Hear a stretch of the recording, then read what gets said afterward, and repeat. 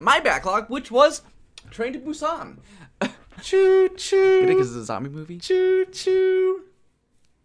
All aboard your train. What was the we talked about zombie movies the other day for one of our mini episodes, which you can find on YouTube. Yes, but this movie did not make my top 5 zombie films.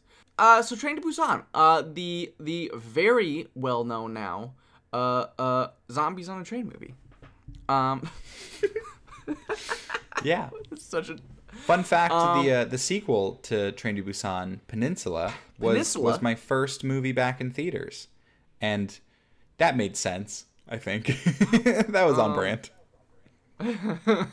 So yeah, Train to Busan tells the story about a father traveling from Seoul to Busan with his daughter on a train while a zombie apocalypse breaks out, and zombie things ensue. I feel like this sounds like I hated this movie. I really enjoyed this movie.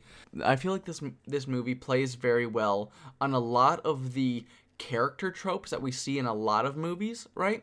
So we get to see the father and child aspect. We get to see the couple that has a pregnant partner, and we also get to see like the young couple in love, and we also get to see like the human villain, non-zombie human villain who is only out for his own good, right?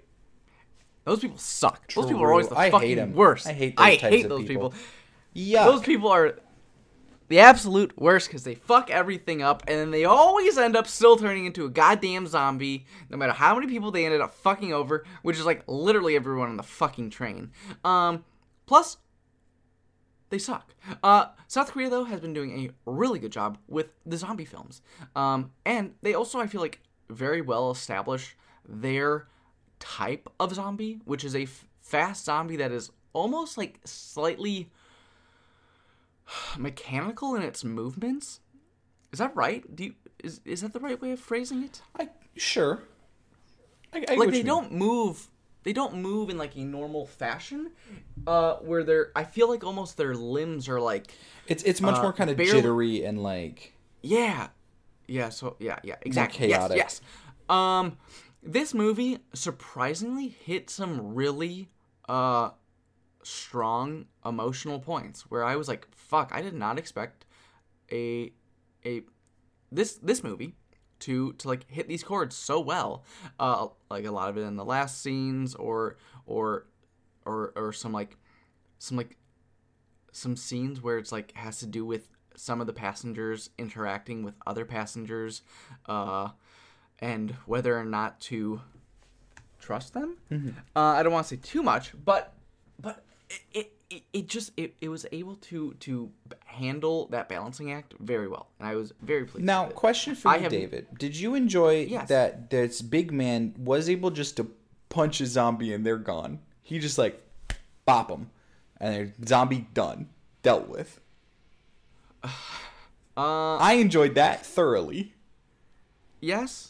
I also liked the fact, I don't know, I feel like this is the first movie where I have seen it in movies since, but this is the first movie where I really feel like they would like tie or like wrap stuff around their wrists to protect themselves from being getting bit there. Mm-hmm. Yeah, and I was like, that's actually really smart. I hadn't thought about that before, but that's a good idea.